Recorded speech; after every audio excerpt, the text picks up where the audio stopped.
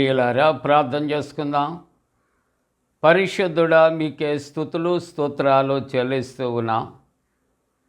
ఈ ప్రాతకాల ఆరాధనలో తండ్రి, మీ సన్నిధి నిత్యము మాతో ఉంచండి. ఆరాధన అంతటలో మహిమ ఘనత ప్రభావాలు మీకు ఆరోపిస్తూ యేసు ప్రభు వారి పరిశుద్ధ నామమున వేడుకొనుచున్నాము తండ్రి. ఆమేన్.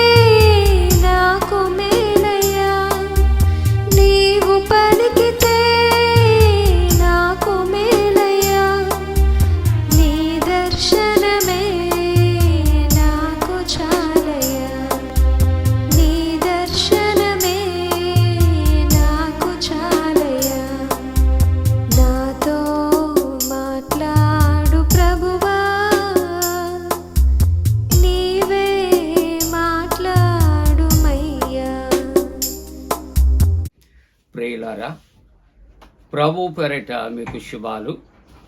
జన్మదినాలు, వివాహ దినాలు జరుపుకుంటున్న కుటుంబాలకు యేసుక్రీస్తు ప్రభు పరిశుద్ధ నామమున పండు prince and sisters YouTube channel ద్వారా శుభాలు తెలియజేస్తున్నాం. మీ కొరకు ప్రార్థన చేస్తా ఉన్నాం. దేవుడు మిమ్మలను దీవించునుగాక. మంచిదండి, క్షేమంగా ఉన్నారు కదా? దేవునికి వందనాలు. ఈ ప్రాతకాల ఆరాధన కొరకు ఏర్పాటు చేయబడిన పరిశుద్ధ లేఖనాన్ని చదువుకుందాం.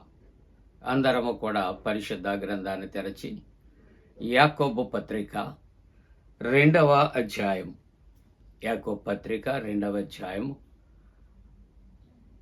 13వ వచనాన్ని కలిసి చదువుకుందాం. కనికరము చూపనేవాడు కనికరము లేని తీర్పు పొందును.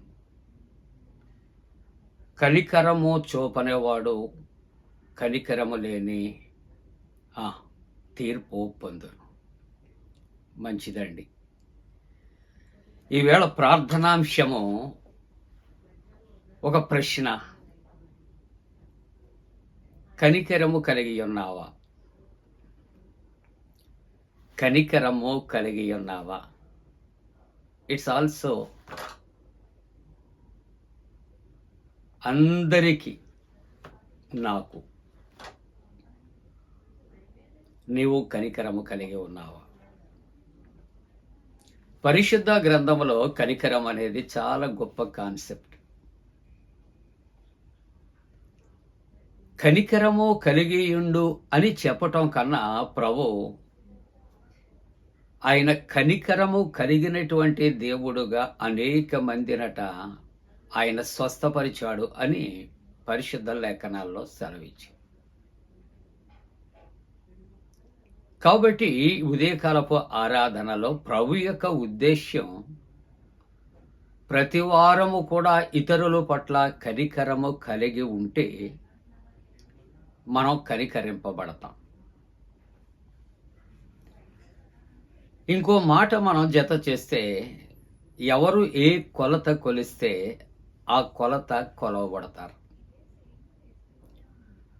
నీవు లేక నేను ఇతరులను కనికరిస్తున్నామా? కనికరిస్తే మనము కనికరించబడతాం. లేని ఎడల ఇక్కడ చక్కటి మాట జ్ఞాపకం చేస్తూ ఉన్నది, కనికరము లేని తీర్పు పొందదు. దైవవాక్యాన్ని మనం చదువుకుంటున్నప్పుడు ద్వితీయోపదేశకాండములో 4వ అధ్యాయంలో 31వ వచనములో, నీ దేవుడైన యెహోవా కనికరము గలవాడు. చెబుతారా? నీ దేవుడైన యెహోవా ఎవరండి? అయినా కనికరము గలవాడు కనుక నిన్ను చెయ్యి విడవడు. మన చెయ్యి ఆయన విడవకపోతానికి కారణం ఏంటంటే, మనం పరిశుద్ధులమని కాదు, మన హస్తాలు పరిశుద్ధమైనటువంటి హస్తాలు, పవిత్రమైనవి అని కాదు. ఆయన కనికరము కలిగినటువంటి వాడు కాబట్టి ఆయన నీ చేయి పట్టుకుని నిన్ను విడిచే దేవుడు కాదు. నిన్ను ఆయన నాశనము చేయుడు. ఎందుకు అంటే ఆయన కనికరము గలవాడు గనక నీ పట్ల నా పట్ల కనికరాన్ని చూపుతూ ఉన్నాడు. మత్తయి సువార్త 5వ అధ్యాయం 7వ వచనం, కొండ మీద ప్రసంగంలో యేసయ్య చెప్పే శ్రేష్టమైనటువంటి మాట, కనికరము గలవారు ధన్యులు, వారు కనికరము పొందుదురు. మనం కనికరింపబడాలి అంటే ఇతరుల పట్ల మనము కనికరము కలిగి ఉండాలి. కనికర హృదయము కలిగి ఉండాలి. లూకా సువార్త 6వ అధ్యాయం 36వ వచనములో, కాబట్టి మీ తండ్రి కనికరము గలవాడై ఉన్నట్లు మీరు కనికరము గలవాడై ఉండుడి. మనమందరము కూడా దేవుని పిల్లలము అని పరిశుద్ధ వాక్యం సెలవిస్తున్నది. ఫిలిప్పి 2:5 అంటాడు, క్రీస్తు యేసునకు కలిగిన మనస్సు మీరును కలిగి ఉండండి. ఆయన ఎటువంటి వ్యక్తి అని ఆలోచన చేస్తే కనికరము కలిగినటువంటి వాడు. మీ తండ్రి కనికరము గలవాడు కనుక మీరు కనికరము గలవారై ఉండండి. అంటే ఇతరులను మీ తండ్రి వలె కనికరించండి. అలాగే ఇతరులను కనికరించగలిగితే మీరు కూడా కనికరము పొందుదురు.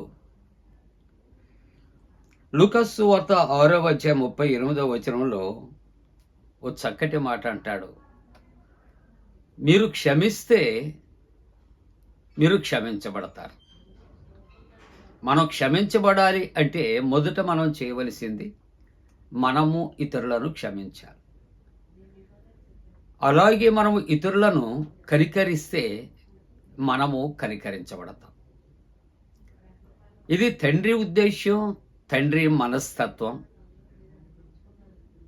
కాబట్టి మన తండ్రి అయినటువంటి దేవుని యొక్క ఉద్దేశ్యాలు బిడ్డలముగా మనము కూడా నెరవేర్చబద్దులమై ఉన్నామని యోహాను మొదటి పత్రిక 3వ అధ్యాయము 17వ వచనములో చూస్తూ ఉంటున్నప్పుడు, ఈ లోకపు జీవనోపాధి గలవాడయ్యుండి తన సహోదరునికి లేమి కలుగుట చూచియు అతని ఎడల ఎంత మాత్రమునో కనికరము చూపనివాడు వానియందు దేవుని ప్రేమ ఎలాగూ నిలుచును. ఈ లోకములో తాను జీవించటానికి ఎటువంటి ఆటంకాలు లేనటువంటి, అంటే తినటానికి, త్రాగటానికి, ఉండటానికి ఏ లోటు లేనటువంటి వ్యక్తి కలిగినటువంటి వాడై ఉండి, తన సహోదరునికి కలిగినటువంటి లేములునట అతని ఎడల ఎంత మాత్రము అతడు కనికరము చూపకపోతే, సమస్తమును కలిగి ఉన్న వ్యక్తి ఏది లేని పేదవాడి ఎడల కనికరము చూపని వాడైతే వానిలో దేవుని ప్రేమ ఉండదు. మరొక మాట అంటాడు ఇక్కడ, ఎవరు కనికరం చూపుతారు అంటే, దేవుని ప్రేమ ఎవరిలో ఉంటే వారు కనికరమును చూపుతారు. వారు కనికరము చూపగలిగితే వారు కనికరింపబడతారు. ఎందుకు అంటే, తండ్రి అయిన దేవుణ్ణి మనం మాదిరిగా తీసుకోవాలి. మీ తండ్రి కనికరము గలవాడై ఉన్నాడు గనక మీరు కనికరము గలవారై ఉన్నాడు. చూసారా చక్కగా వాక్యం ఎంత మరి అర్థయుక్తంగా మాట్లాడుతుందో మనం ఆలోచన చేద్దాం. కాబట్టి ఈ ఉదయకాలపు ఆరాధనలు దేవుని బిడ్డలము, ఆయన కలిగిన కనికరము మనమును కూడా ఇతరుల ఎడ మనము కలిగి మనం జీవిద్దాం. అలా జీవించటానికి దేవుడు తన పరిశుద్ధాత్మ కూడిన మనపై మెండుగా కుమరించునుగాక. ఆమేన్. ప్రార్థన. పరిశుద్ధుడా, నీవు కనికరము గల దేవుడవు. నీ ప్రియ బిడ్డలుగా మేము ఇతరుల ఎడల కనికరము కలిగి ఉండాలి అని సెలవు ఇచ్చినందుకు స్తోత్రాలు. అట్టి మనస్సు మాకు దాయిచ్చి జన్మదినాలు, వివాహ దినాలు జరుపుకుంటున్న కుటుంబాలను ఆశీర్వదించు. అనారోగ్యముతో ఉన్నవారు, బలహీనులుగా ఉన్నవారిని దర్శించి స్వస్థపరచు. రక్షణ లేని వారికి రక్షణ కలుగొచ్చి ప్రభు, పరీక్షలు రాస్తున్న బిడ్డలు, ఉద్యోగ ప్రయత్నంలో ఉన్న బిడ్డలు, ఇంటర్వ్యూస్లో ఉన్న బిడ్డలకు జాయమి. వివాహ వ్యవస్థలో ప్రవేశించే యవనస్తుల కొరకు ప్రార్థిస్తారు. సంతానం కొరకు ఎదురు చూస్తున్న కుటుంబాలు సత్సంతానం కలుగుచ్చేయండి. గర్భిణీ స్త్రీలు సుఖప్రసవం కలుగొచ్చాయి. ఆరాధనలో పాల్గొన్న ప్రతి కుటుంబము నూరంతలో ఆశీర్వదించమని యేసు ప్రభు దివ్య నామమున వేడుకొనుచున్నాము తండ్రి. ఆమేన్. పరలోకమందున మా తండ్రి, నీ నామం పరిశుద్ధపరచబడనుగాక, నీ రాజ్యం వచ్చునుగాక, నీ చిత్తం పరలోకమందున వేర్చినట్టు భూమి అందు నెరవేరునుగాక. మా ఇందిన ఆహారం నేడు మా దాయిచ్చే, మా ఎడల అపరాధం చేసిన వారిని క్షమించిన ప్రకారముల అపరాధము క్షమించము, శోధంలోని తెక్క కీడును తప్పించము. రాజ్యము, శక్తి, మహిమ నిరంతరము నీవే ఉన్నవి. ఆమేన్. మన పరమ తండ్రి అయిన దేవుని యొక్క ప్రేమయు, ప్రభువైన యేసుక్రీస్తు ప్రభు కృపయు, పరిశుద్ధాత్మ యొక్క అన్యోన్య సహవాసము ప్రాతకాల ఆరాధనలో ప్రభువుని ఆరాధిస్తున్న ప్రతి కుటుంబానికి తోడుగుండి సంరక్షించి కాపాడునుగాక. ఆమేన్.